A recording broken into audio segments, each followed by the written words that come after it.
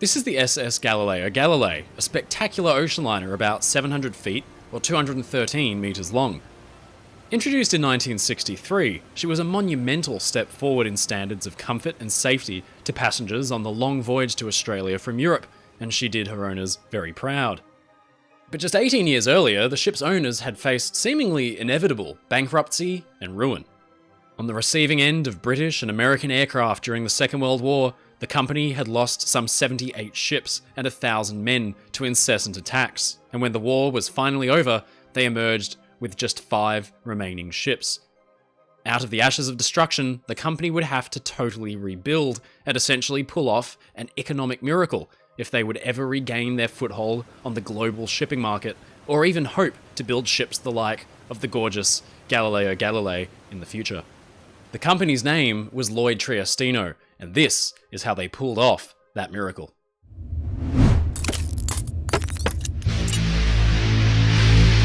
Ladies and gentlemen, it's your friend Mike Brady from Oceanliner Designs. Now, if you open up Google Earth and you fly over to Trieste, Italy, you'll find a picturesque town square called the Piazza Unita d'Italia. And right at the waterfront, you'll find a grand old building with 2 words inscribed on its facade: Lloyd Triestino.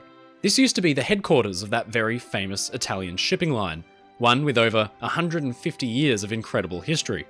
In the 1920s and 30s, Lloyd Triestino boasted some of the world's most spectacular, glamorous ocean liners, from the Conte Biancamo and the Conte Grande to the spectacular Victoria and Duilio. By 1939, the company boasted a fleet of 85 ships, a combined total of some 700,000 gross tons, operating 17 far-reaching services to Africa, Asia, and Australia.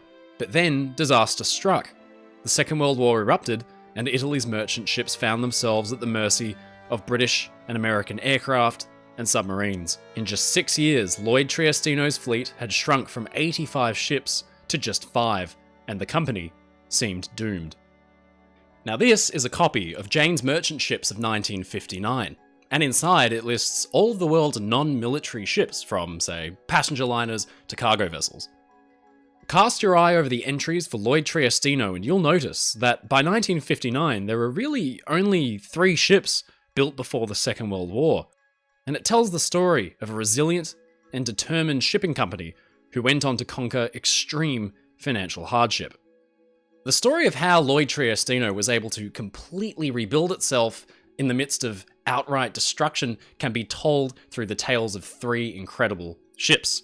But first, we need to know some background history. Lloyd Triestino had its origins in the early 19th century, founded initially as an Austro-Hungarian insurance company before making the move into shipping. Known then as Austrian Lloyd, the company operated services across the Mediterranean and Europe, and by the turn of the 20th century, it was the largest Austro-Hungarian shipping company, owning a fleet of some 84 ships. But then there came the First World War, a devastating time for the world's shipping companies, and especially for Austrian Lloyd. As one of the defeated Central Powers alongside Germany, Austria's lands and holdings were distributed amongst the winning allies, and Italy took hold of Trieste, a major seaside town and deepwater port.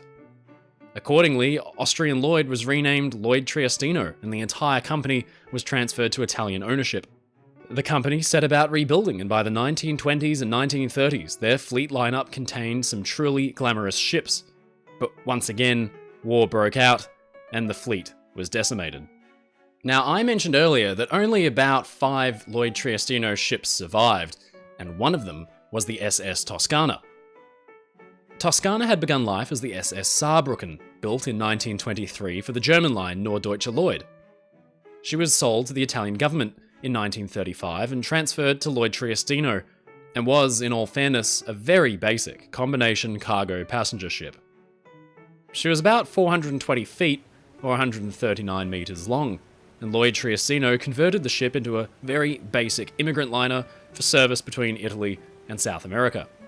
Capable now of carrying some 2,000 passengers in Spartan conditions, Toscana chugged along until the outbreak of the Second World War, when she was done up as a hospital ship and somehow went on to survive the conflict. Lloyd Triestino faced a stark reality at the war's end. The company had once operated some of the most glamorous and celebrated liners afloat, and now All they were left with was the likes of Toscana, a utilitarian workhorse. But Lloyd Triestino sensed an opportunity, because millions of people were displaced during the war, and hundreds of thousands were desperate to escape the economic ruin of Europe for new lives in far-off lands like America, Canada, and Australia.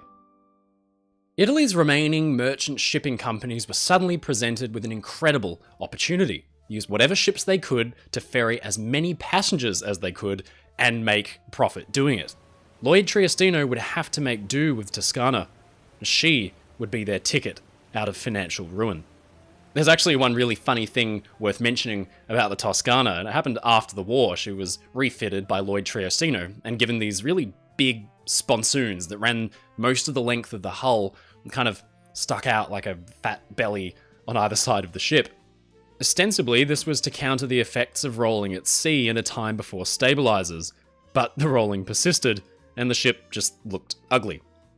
Lloyd Triestino evidently thought so too, because in all of the promotional photographs and postcards, those sponsoons were roughly edited out. But regardless of looks, in the late 1940s and early 1950s, Toscana got to work carrying hundreds of families for new lives in Australia, and slowly, revenue began to trickle in for Lloyd Triestino.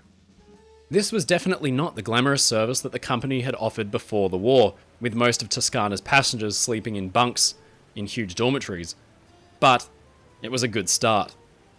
For the next few years, Toscana and two of her other fleet mates, the Sebastiano Cabato and the Ugolino Vivaldi, paved the way in carrying refugees to Australia. But pretty soon, the company realised that in order to compete with the dozens of rival shipping companies offering similar basic immigrant services from Europe, they would need to retire the aging emergency replacement ships and replace them with something newer and much more attractive to the paying passenger. Fortune once again stepped in for Lloyd Triestino. The United States enacted the Marshall Plan, an initiative to provide funds to Western Europe after the devastation of the Second World War. With this in mind, Lloyd Triestino returned to the drawing board and began to plan a whole new generation of Oceanliner, and this was the result. 3 sister ships were built: Australia, Oceania, and Neptunia. These 3 ships were modern in every respect and beautifully proportioned. Where Toscana was utilitarian, traditional, and clunky, these 3 sisters were modern, elegant, and chic. Partially funded by the US Marshall Plan, the sisters were powered by modern diesel engines, and the 3 ships featured elegantly raked bows and a single, squat funnel. But on the inside is where they truly shone, because gone were the simple, austere interiors as seen on the Toscana, and in their place were beautiful public rooms with slick, modernist furniture, outdoor pools, sports decks, enclosed promenades, lounges and bars across 3 classes. Toscana had set the pace for Lloyd Triestino's immigrant service, but now Australia, Oceania and Neptunia would raise the standards of living for those on board and build upon the success that Toscana and her running mates had brought. With Australia's introduction in 1951, a new era for Lloyd Triestino had begun. She was the first ship built for the company following the war, and so her launch was a big event and a great source of pride. The 3 sister ships soon became very, very popular liners on the Europe to Australia run, and all the while, Lloyd Triestino began to build upon their success. In 1945, they had owned only 5 surviving ships, but by 1959 their fleet had grown to about 27.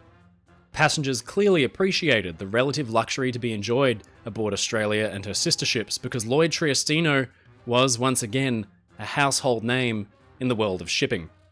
Less than 10 years after Australia and her sister ships were introduced, Lloyd Triestino began to think about building on their success once more and introducing a whole new generation of Oceanliner to the fleet. Toscana had been one of the first ships to offer migrant services out of Europe. Australia, Neptunia, and Oceania had given migrants all new standards in comfort and safety. But now Lloyd Triestino wanted to introduce 2 new, larger ships to replace Australia and her sister ships and push the envelope for modernism even further. Of course, modernity was, once again, the driving force behind the design of these 2 new sister ships, and for their time, they were radical. The first of the pair that was completed was the SS Galileo Galilei. Now, the first departure from tradition as set by the previous generation of Lloyd Triestino ships was in their sheer purpose for being. By 1960, the war refugee trade had all but dried up, although there was still a steady trickle of people seeking out new lives overseas. As such, just 2 large ships would be sufficient to maintain Lloyd Triestino's Australian service. And to attract the clientele, they would need to be elegant, fashionable, and comfortable. And the company nailed the brief. Galileo Galilei was much larger than Australia had been, almost double the displacement and some 110 feet longer. From the outside, the difference was obvious. Galileo Galilei was hyper-modern, with swept bows, a towering radio mast, and a radical aerodynamic funnel design with a wide fin. Aboard Galileo Galilei were even more beautiful interiors than those that had been found aboard Australia. Importantly though, Galileo Galilei was built as just a 2-class ship, split between first and tourist class.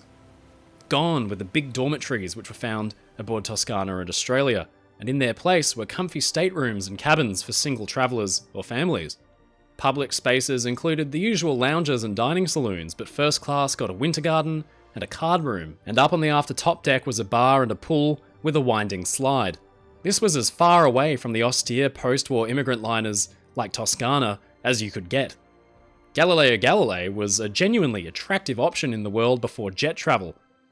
Lloyd Triestino had introduced the Galileo Galilei and the Guglielmo Marconi based on the assumption that there would be enough traffic to warrant a regular Europe to Australia service.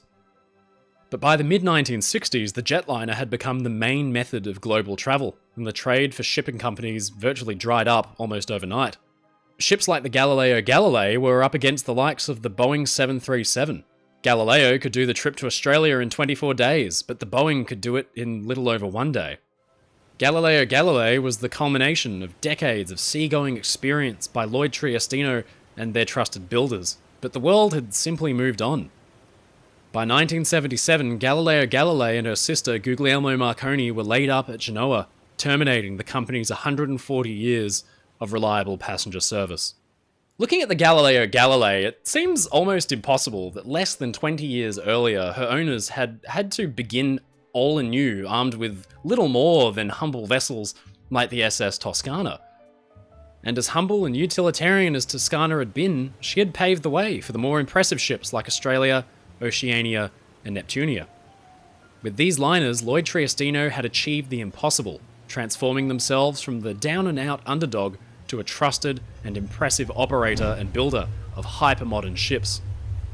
With the passenger trade gone, Lloyd Triestino again transformed themselves in the 1970s, pioneering the container cargo trade and carrying on under the same name until 2006, when they were renamed Italia Marittima.